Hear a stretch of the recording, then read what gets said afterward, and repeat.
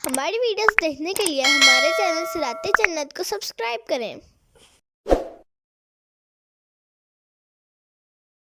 سورۃ الحجرات آیت نمبر 12 کے تحت غیبت سے متعلق تفسیر کا سلسلہ جاری ہے۔ مزید تفسیر سنتے ہیں۔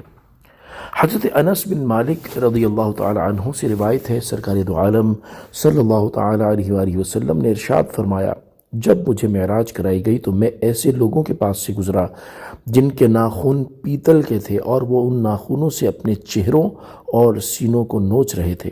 میں نے پوچھا، اے جبریل علیہ السلام، یہ کون لوگ ہیں؟ انہوں نے کہا، یہ وہ افراد ہیں جو لوگوں کا گوشت کھاتے اور ان کی عزتوں کو پامال کرتے تھے۔ حضرت ابو ہریرہ رضی اللہ تعالی عنہ سے روایت ہے، رسول اللہ صلی اللہ تعالی علیہ وآلہ وسلم نے ارشاد فرمایا، جس نے دنیا میں اپنے بھائی کا گوشت کھایا، اس کے پاس قیامت کے دن اس کے بھائی کا گوشت لایا جائے گا اور اس سے کہا جائے گا، تم جس طرح دنیا میں اپنے مردہ بھائی کا گوشت کھاتے تھے، اب زندہ کا گوشت کھاؤ۔ وہ چیخ مارتا ہوا اور منہ بگاڑتا ہوا کھائے گا۔ ہر مسلمان کو چاہیے کہ وہ غیبت سے بچنے کی بھرپور کوشش کرے۔ فی زمانہ اس حرام سے بچنے کی بہت زیادہ ضرورت ہے، کیونکہ آج کل مسلمانوں میں یہ وبا بہت پھیلی ہوئی ہے اور اس سے بچنے کی طرف بالکل توجہ نہیں ہے، اور بہت کم مجلسیں ایسی ہوتی ہیں جو غیبت اور چغلی سے محفوظ ہوں۔ اللہ تعالی ہمیں غیبت جیسی خطرناک باطنی بیماری سے محفوظ فرمائے، آمین۔ صدر الشریعہ مفتی امجد علی اعظمی رحمۃ اللہ تعالی علیہ فرماتے ہیں، غیبت کے یہ معنی ہے کہ کسی شخص کے پوشیدہ عیب کو، جس کو وہ دوسروں کے سامنے ظاہر ہونا پسند نہ کرتا ہو، اس کی برائی کرنے کے طور پر ذکر کرنا، اور اگر اس میں وہ بات ہی نہ ہو تو یہ غیبت نہیں بلکہ بہتان ہے۔ غیبت جس طرح زبان سے ہوتی ہے، اسی طرح فعل سے بھی ہوتی ہے۔ صراحت کے ساتھ برائی کی جائے یا تعریض و کنایہ کے ساتھ، سب صورتیں حرام ہیں۔ برائی کو جس نوعیت سے سمجھائے گا، سب غیبت میں داخل ہیں۔ تعریض کی یہ صورت ہے کہ کسی کے ذکر کرتے وقت یہ کہا کہ الحمدللہ میں ایسا نہیں، جس کا یہ مطلب ہوا کہ وہ ایسا ہے۔ کسی کی برائی لکھ دی، یہ بھی غیبت ہے۔ سر وغیرہ کی حرکت سے بھی غیبت ہو سکتی ہے۔ مثلا کسی کی خوبیوں کا تذکرہ تھا، اس نے سر کے اشارے سے یہ بتانا چاہا کہ اس میں جو کچھ برائیاں ہیں ان سے تم واقف نہیں۔ ہونٹوں اور آنکھوں اور بھووں اور زبان یا ہاتھ کے اشارے سے بھی غیبت ہو سکتی ہے۔ ایک صورت غیبت کی نقل ہے، مثلا کسی لنگڑے کی نقل کرے اور لنگڑا کر چلے، یا جس چال سے کوئی چلتا ہے اس کی نقل اتاری جائے، یہ بھی غیبت ہے۔ بلکہ زبان سے کہہ دینے سے یہ زیادہ برا ہے، کیونکہ نقل کرنے میں پوری تصویر کشی اور بات کو سمجھانا پایا جاتا ہے، جبکہ کہنے میں وہ بات نہیں ہوتی۔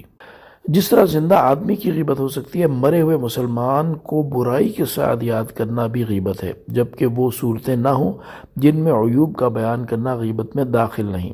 مسلم کی غیبت جس طرح حرام ہے، کافر ذمی کی بھی ناجائز ہے، کہ ان کے حقوق بھی مسلم کی طرح ہیں، جبکہ کافر حربی کی برائی کرنا غیبت نہیں۔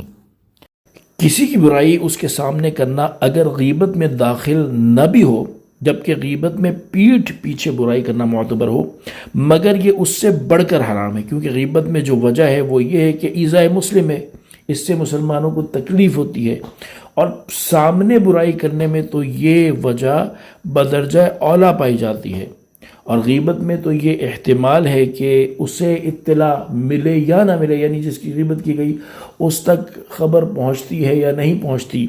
مگر جب آپ سامنے برائی کر رہے ہیں تو یہ تو حقیقتاً اسے ایذا دینا ہے، اور پھر یہ کیوں حرام نہ ہو۔ صدر الشریعہ مفتی امجد علی اعظمی رحمۃ اللہ تعالی علیہ فرماتے ہیں کہ بعض لوگوں سے جب کہا جاتا ہے کہ تم فلاں کی غیبت کیوں کرتے ہو، وہ نہایت دلیری کے ساتھ یہ کہتے ہیں کہ مجھے اس کا ڈر نہیں ہے، میں اس کے منہ پر بھی یہ باتیں کہہ دوں۔ ان کو یہ معلوم ہونا چاہیے کہ پیٹھ پیچھے اس کی برائی کرنا غیبت و حرام ہے، اور منہ پر کہو گے تو یہ دوسرا حرام ہوگا۔ اگر تم اس کے سامنے کہنے کی جرت رکھتے ہو تو اس کی وجہ سے غیبت حلال نہیں ہوگی۔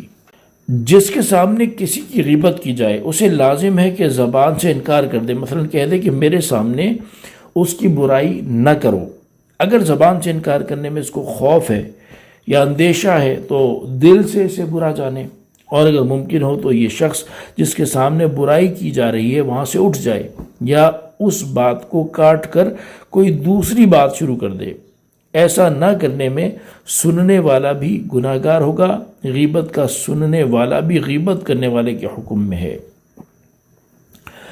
یہاں غیبت سے توبہ اور معافی سے متعلق 5 شرعی مسائل ملاحظہ ہوں۔ نمبر 1، جس کی غیبت کی اگر اس کو اس کی خبر ہو گئی تو اس سے معافی مانگنی ضروری ہے، اور یہ بھی ضروری ہے کہ اس کے سامنے یہ کہے کہ میں نے تمہاری اس طرح غیبت یا برائی کی تو معاف کر دو، اس سے معاف کرائے اور توبہ کرے، تب اس سے بری و ذمہ ہوگا، اور اگر اس کو خبر نہ ہوئی تو توبہ اور ندامت کافی ہے۔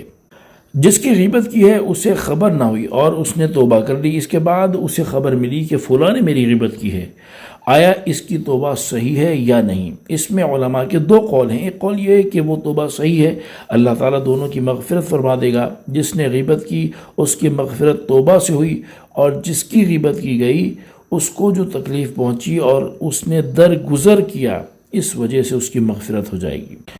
اور بعض علماء یہ فرماتے ہیں کہ اس کی توبہ معلق رہے گی، اگر وہ شخص جس کی غیبت ہوئی خبر پہنچنے سے پہلے ہی مر گیا تو توبہ صحیح ہے، اور توبہ کے بعد اسے خبر پہنچ گئی تو صحیح نہیں جب تک اس سے معاف نہ کرائے۔ بہتان کی صورت میں توبہ کرنا اور معافی مانگنا ضروری ہے، بلکہ جن کے سامنے بہتان باندھا ہے ان کے پاس جا کر یہ کہنا ضروری ہے کہ میں نے جھوٹ کہا تھا جو فلاں پر میں نے بہتان باندھا تھا۔ نمبر 3، معافی مانگنے میں یہ ضرور ہے کہ غیبت کے مقابل اس کی ثناء حسن یعنی اچھی تعریف کرے، اور اس کے ساتھ اظہار محبت کرے کہ اس کے دل سے یہ بات جاتی رہے۔ اور فرض کرو اس نے زبان سے معاف کر دیا مگر اس کا دل اس سے خوش نہ ہوا تو اس کا معافی مانگنا اور اظہار محبت کرنا غیبت کی برائی کے مقابل ہو جائے گا اور آخرت میں مواخذہ نہ ہوگا۔ نمبر 4، اس نے معافی مانگی اور اس نے معاف کر دیا مگر اس نے سچائی اور خلوص دل سے معافی نہیں مانگی تھی، محض ظاہری اور نمائشی یہ معافی تھی، تو ہو سکتا ہے کہ آخرت میں مواخذہ ہو، کیونکہ اس نے یہ سمجھ کر معاف کیا تھا کہ یہ خلوص کے ساتھ معافی مانگ رہا ہے۔ نمبر 5، امام غزالی رحمۃ اللہ تعالی علیہ فرماتے ہیں کہ جس کی غیبت کی وہ مر گیا یا کہیں غائب ہو گیا، اس سے کیوں کر معافی مانگے، یہ معاملہ بہت دشوار ہو گیا۔ اس کو چاہیے کہ نیک کام کی کثرت کرے تاکہ اگر اس کی نیکیاں غیبت کے بدلے میں اسے دے دی جائیں جب بھی اس کے پاس نیکیاں باقی رہ جائیں۔ صلو علی الحبیب صلی اللہ تعالی علی محمد صلی اللہ تعالی علیہ وآلہ وسلم۔